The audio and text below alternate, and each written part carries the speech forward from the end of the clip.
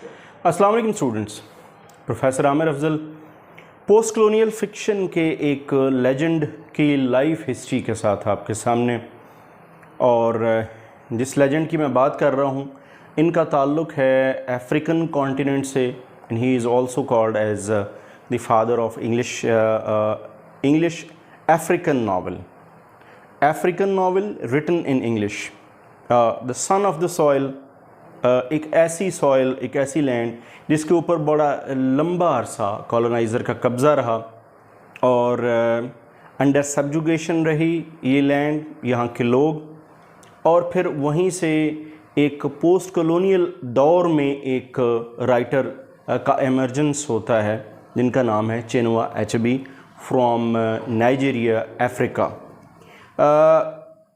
इनकी लाइफ की डिटेल में जाने से पहले मैं आपको एक चीज़, एक कॉन्सेप्ट थोड़ा सा बता दूं डियर स्टूडेंट्स, कि जब किसी भी कॉलोनाइज़र ने किसी लैंड पे कब्ज़ा किया तो एक फ़िनोमेना जहाँ बहुत सारी और चीज़ें होती हैं, उनमें से एक फ़िनोमेना बड़ा इम्पॉर्टेंट है और समझने के काबिल है कि जब किसी एक लैंड पे कॉलोनाइज़र का कब्ज़ा हुआ तो उसने अपनी लैंग्वेज इंट्रोड्यूस करवाई, अपना एजुकेशनल सिस्टम इंट्रोड्यूस करवाया। सिस्टम जब अपना एजुकेशन अब आई, उसकी लैंग्वेज आई, तो कुछ अर्सा के बाद, मे बी 20, 30, 50 ईयर्स के बाद या इवन आफ्टरवर्ड्स, उसी कॉलोनाइज़र्स की क्लास में से किसी ने उस लैंड के बारे में लिखा, उन लोगों के बारे में लिखा, उनके अकाउंट लिखे, उनकी डिपिक्शन की, उस लैंड की, वहाँ के लोगों की, एज अ कॉलोनाइज़र, उस आई से कि जो कब्ज़ा जिन्होंने किया वो होता है, काबिज़ कह लें कौम के तौर पे। अब वो लिखते उस लैंग्वेज में हैं जो कॉलोनाइज़र वाली लैंग्वेज होती है, जिसको कॉलोनाइज्ड नहीं जानता। कॉलोनाइज जब तक समझ पाता है, से 50 ईयर्स, 80 ईयर्स, 100 ईयर्स, तो कॉलोनाइज़र की जो क्लास है वो उस लैंग्वेज में उस लैंड के बारे में इतना नेगेटिव प्रोपेगेंडा कर देता है और लिख के पूरी दुनिया में वो पब्लिश करवाते हैं और देते हैं, दुनिया को पढ़ाते हैं कि ये जो लैंड है ये जाहिल थे, ये इलिटरेट थे, ये डार्क कॉन्टिनेंट था अफ्रीका के बारे में जैसे कहा जाता है। यहाँ के लोग रेपिस्ट हैं, इन लोग ये अनसिविलाइज्ड हैं, इन लोगों की लाइफ में रिलीजन नाम की कोई चीज़ नहीं है, डिसिप्लिन नहीं है, तमाम तरह इल्ज़ामात जो लगाए जाते हैं। अपने आप को एक सिविलाइज्ड और पढ़ा लिखा शो करते हैं, तो होता ये कि उस कॉलोनाइज्ड का एक नेगेटिव इमेज दुनिया के सामने जाता है। अनटिल एंड अनलेस के उस कॉलोनाइज्ड लैंड में से कुछ लोग उठते हैं, वो लैंग्वेज सीखते हैं, जैसे इंग्लिश लैंग्वेज है for example in the case of British empire, वो लैंग्वेज सीखते हैं, वो पढ़ते हैं, उनके अंदर ये टेस्ट होता है, क्रिएटिविटी होती है, फिर वो लिखते हैं लैंग्वेज में, उसी लैंग्वेज में, कॉलोनाइज़र वाली लैंग्वेज में, उसी लैंग्वेज में लिख के तो फिर दुनिया के सामने सच लेके आते हैं। और ये सच क्या होता है? ये सच ये होता है कि असल में कॉलोनाइज़र ने किसी और एंगल से देखा है, ये हमारे ऊपर जुल्म हुआ है, वो अपने मजालिम की दास्तान पर लिखते हैं।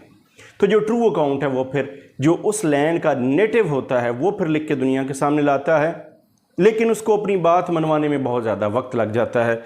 बाज़ औक़ात 50 ईयर्स लग जाते हैं, 70 ईयर्स लग जाते हैं, 100 ईयर्स लग जाते हैं दुनिया तक अपना पैगाम पहुंचाने और अपने इंप्रेशन को बेहतर करने में। Chinua Achebe is one of them. इनकी एक खुशकिस्मती ये थी कि ही वॉज ब्रॉट अप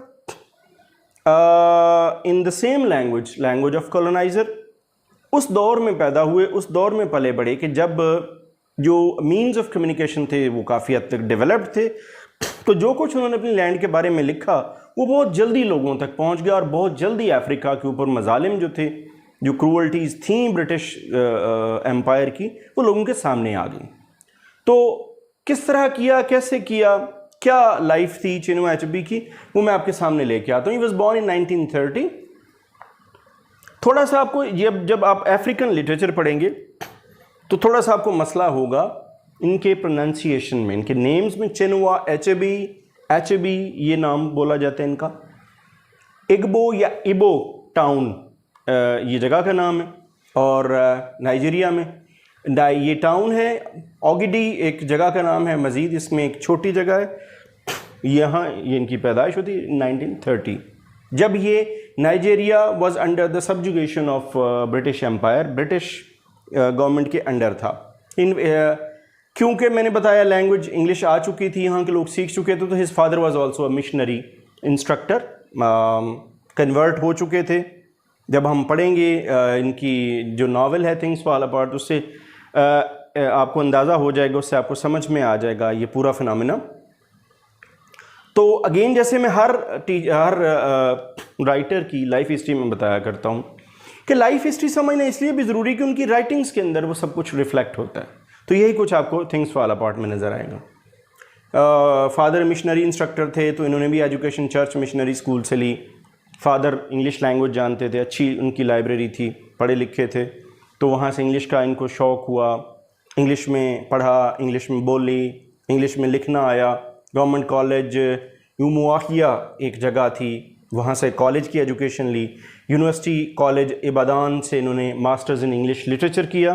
तो यहाँ पर इंग्लिश लैंग्वेज और लिटरेचर का दोनों चीज़ें इन्होंने अपनी अर्ली लाइफ में सीख लें। Later on Nigerian broadcasting corporation में भी रहे। वहाँ इनको रहने का फ़ायदा ये हुआ कि he started highlighting his own culture. Christian थे, ब्रिटिश लैंग्वेज जानते थे, नाइजीरियन ब्रॉडकास्टिंग कॉरपोरेशन में आए। स्पिरिट बहरहाल अफ्रीकन थी, अपने कल्चर को, अपनी लैंग्वेज को, नेटिव लैंड को, जो ट्राइबल लाइफ थी उसी को इन्होंने हाईलाइट किया। वहीं रहते हुए फिर इनका बीबीसी से भी इंटरेक्शन हुआ, जहाँ से इन्होंने बहुत कुछ सीखा, जैसे मैंने बताया नेटिव कल्चर को। और फिर उसके बाद फिर इन्होंने लिखना शुरू किया। तो जब लिखना शुरू किया तो उसमें आपको प्योरली नेटिव कल्चर नज़र आता है, अफ्रीकन कल्चर नज़र आता है, लैंग्वेज नज़र आती है, मिथ्स नज़र आते हैं, एज ओल्ड जो पुराना ट्राइबल लाइफ थी उसका स्ट्रक्चर नज़र आता है, लेजेंड्स, प्रोवर्ब्स लैंग्वेज में यूज़ जो होते हैं। तो इसलिए ये इतने ज़्यादा रिच हैं अपनी इस लैंग्वेज में और अपनी ग्रिप में, इनकी ग्रिप इतनी है कल्चरल डिपिक्शन में कि इनको father of English, father of African novel कहा जाता है। जब ये ना सिर्फ लिख रहे थे बल्कि इन्होंने इनको जब जब मौका मिला तो फिर इन्होंने टीचिंग भी की। इनका जो फेवरेट फील्ड थी वो फ़िक्शन थी, फ़िक्शन पढ़ी भी, पढ़ाई भी। 2 यूनिवर्सिटीज़ जो कि यूरोप से थी, universities of Stirling and Southampton England, इन्होंने ऑनररी डॉक्टरेट की डिग्री इन्होंने दी। जो नाइजीरिया की पॉलिटिक्स थी उससे भी इनका थोड़ा सा, क्योंकि ये जर्नलिज़म कम ब्रॉडकास्टिंग कॉरपोरेशन में थे, तो जो सिविल वॉर हो रही थी वो भी कवर कर रहे थे। तो आपको इनकी राइटिंग्स में पॉलिटिक्स भी नज़र आएगी, फ़िक्शन का रंग भी नज़र आएगा। तो ये आजकल भी टीचिंग कर रहे हैं। Now what is he is living in New York, he is still alive, having a wife and 4 children and doing his job, highlighting the issues and the life of Nigeria. बड़े बड़े वर्क्स की अगर बात करें, जैसे मैंने मेंशन किया बहुत स्टार्ट में जब मैंने पोस्ट कॉलोनियलिज्म के बारे में बताया था, तो as he is regarded as father of African novel, तो पोस्ट कॉलोनियल जो एज है उसी के अंदर जो बड़े बड़े नावल्स उन्होंने लिखे। थिंग्स फॉल अपार्ट जो हम इंशाल्लाह नेक्स्ट लेक्चर्स में हम डिस्कस करेंगे। It was publish in 1958, no longer at ease 1960, arrow of God 1964। एक और बड़ा इनका मास्टरपीस है anthills of the savannah 1987, और फिर बहुत बाद में लिखा tribute to James Baldwin 1989, even afterwards.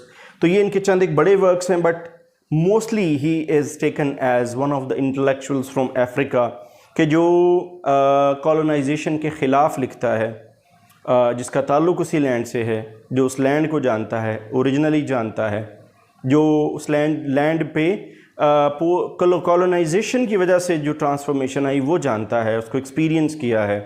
तो और उनकी राइटिंग्स में भी आपको मिलेगा। तो he is taken as the representative of post colonial writings. अगर आप ये समझना चाहते हैं कि but post colonial writing is, तो आपको चिनुआ अचबी ज़रूर पढ़ना चाहिए।